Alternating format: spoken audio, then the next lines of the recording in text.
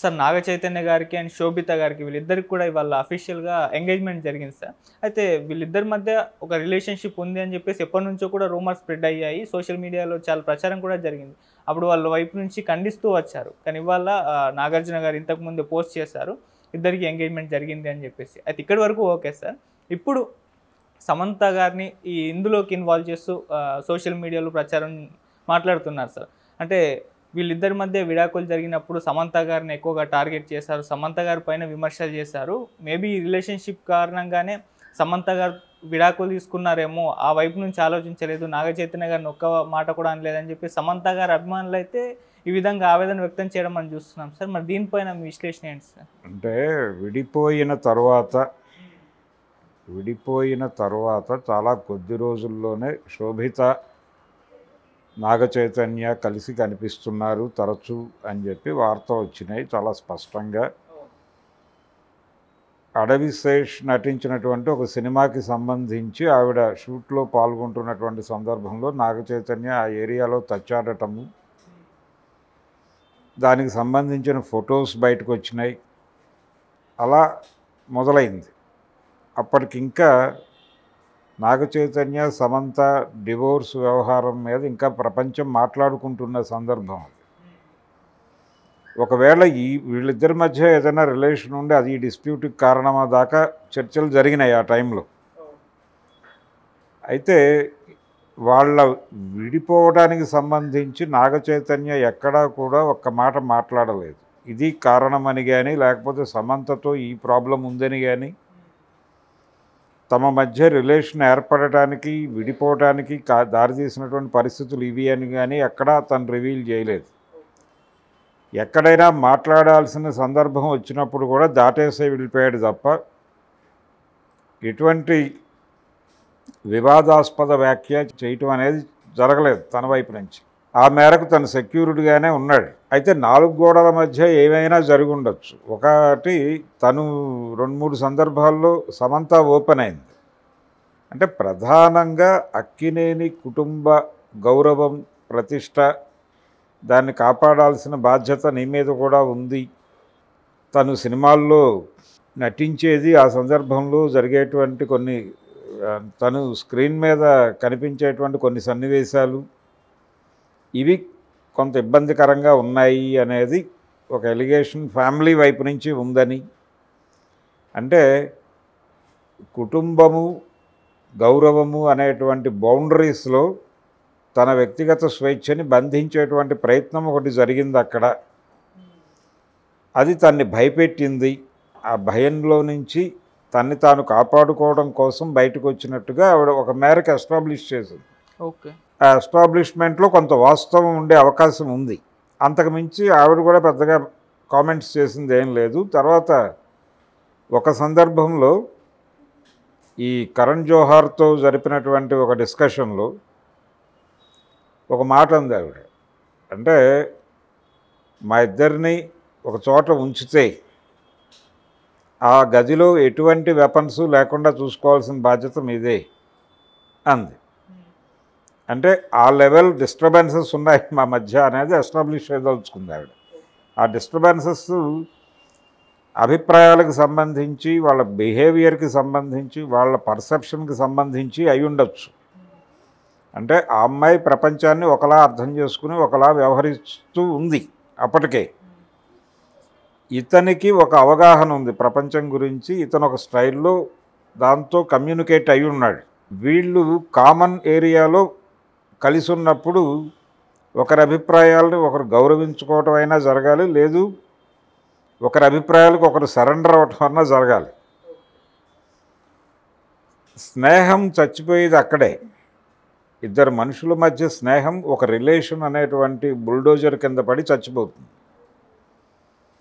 Relation అనేది అంటే పుట్టినటువంటి పిల్లో ఆ తల్లి కంటే ముందు డాక్టర్ చూస్తారు.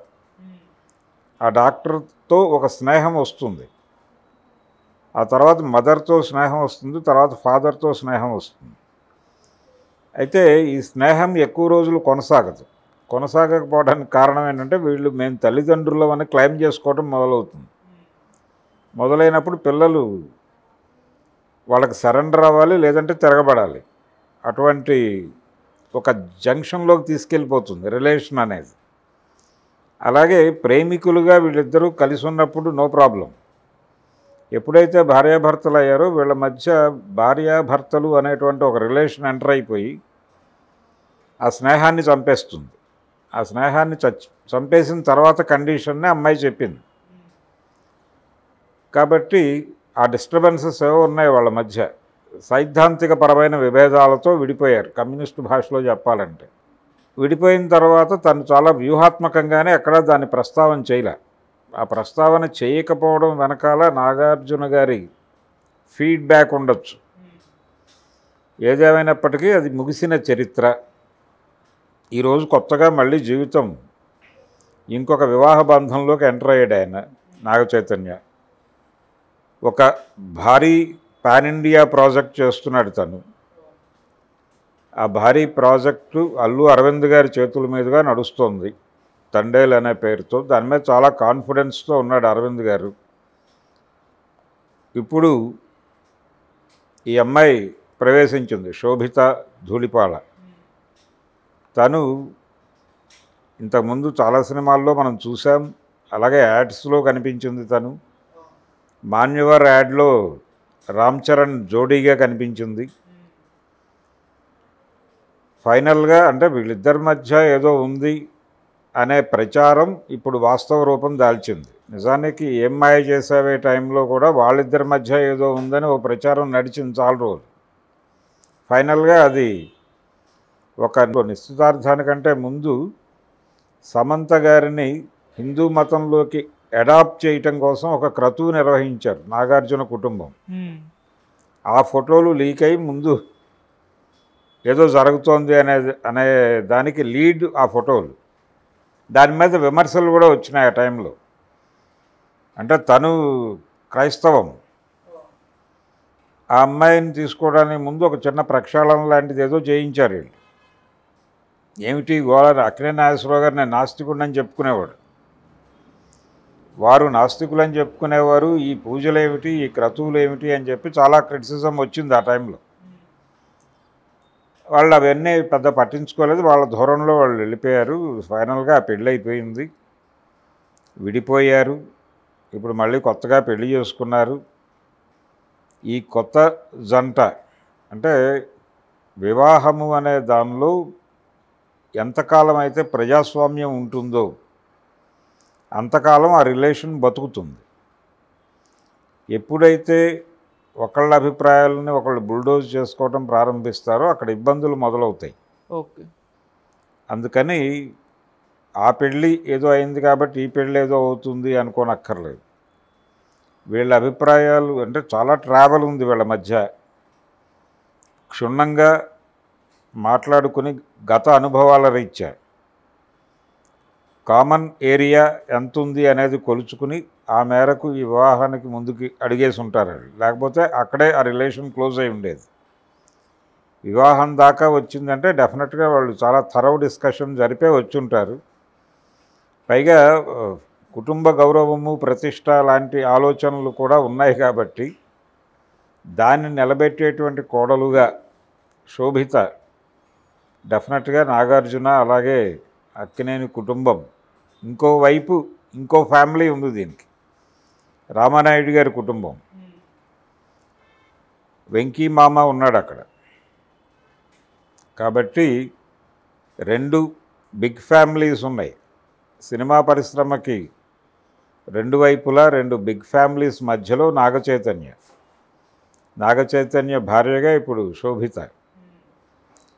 ఈ వివాహం ఎంగేజ్మెంట్ మాత్రమే వీళ్ళు ప్రకటించారు. అంటే వివాహం జరుగుతుంది, అది డెఫినెట్గా వాళ్ళు గ్రాండ్గానే చేస్తారు. అప్పుడు రామానాయుడు గారి కుటుంబం కూడా ముందుకు వస్తుంది.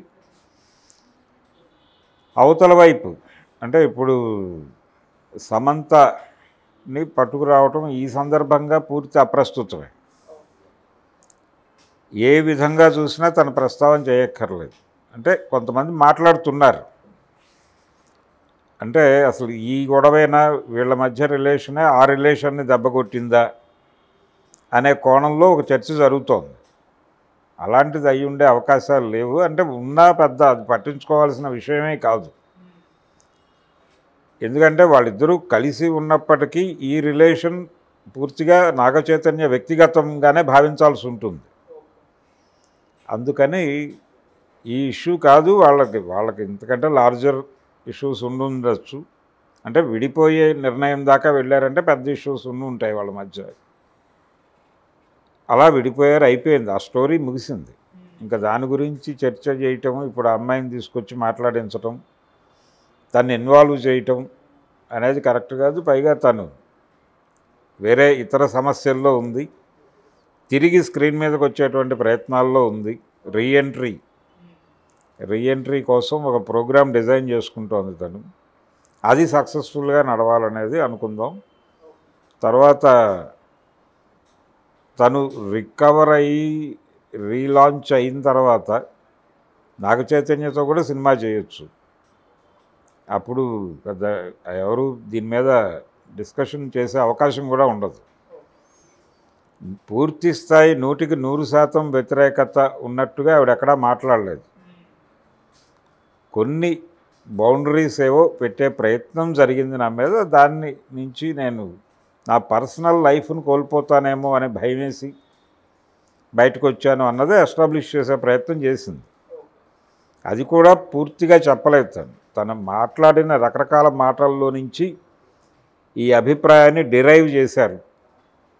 నేను కూడా ఆ అభిప్రాయాల నుంచి డిరైవ్ చేసిన అభిప్రాయమే ఇది. తను వ్యక్తం చేసిన అనేక సందర్భాల్లో తను మాట్లాడిన మాటల నుంచి, ఆ విడాకుల చుట్టూ వచ్చిన వార్తల నుంచి నాకు అనిపించిన అభిప్రాయం అది. సమ్ ప్రెజర్ ఉంది అక్కడ, ఏదో రకరకాల ప్రెజర్స్ ఉన్నాయి. ఆ ప్రెజర్స్ నుంచి తను పర్సనల్ లైఫ్ కోల్పోతున్నాను అనే ఉద్దేశంతో బయటకు వచ్చేసింది ఆ అమ్మాయి. అది తప్పేం కాదు, తప్పని ఎవడు మాట్లాడే రైట్ ఎవరికి లేదు. ఇప్పుడు కొత్త రిలేషను, కొత్త పద్ధతి, వీళ్ళు ఒక అవగాహనతో వెళ్తారు అంతవరకు. అంటే వెడ్డింగ్ కార్డు వేసేటప్పుడే ఈ వివాహం అంటే చాలామంది దాని మీద శ్లోకాలు పద్యాలు వేస్తారు. వీళ్ళు 100 ఏళ్ళు ఇలాగే కలిసి ఉండాలి, 1000 ఏళ్ళు కలిసి ఉండాలి అని.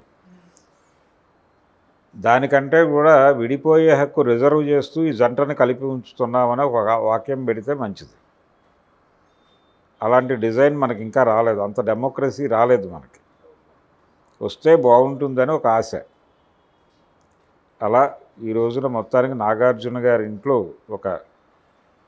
అంటే నాగచైతన్య చేతుల మీదుగా ఒక శుభకార్యం, ఇది ఇంకో శుభకార్యానికి లీడ్ చేసి రెండో కుమారుడి వివాహం, అది కూడా ఆగిపోయింది. ఒక పెద్ద బిజినెస్ ఫ్యామిలీతో ఒక డెస్టినేషన్ మ్యారేజ్ సెట్ చేసి ప్రకటించి ఆఖరి నిమిషంలో ఆగింది. అది కూడా తన జీవితం కూడా ఇది అయిపోయింది కాబట్టి ఇంకొక వివాహ బంధంతో తిరిగి ఆయన పట్టాల మీదకి తీసుకొస్తాడేమో చూడాలి నాగార్జున.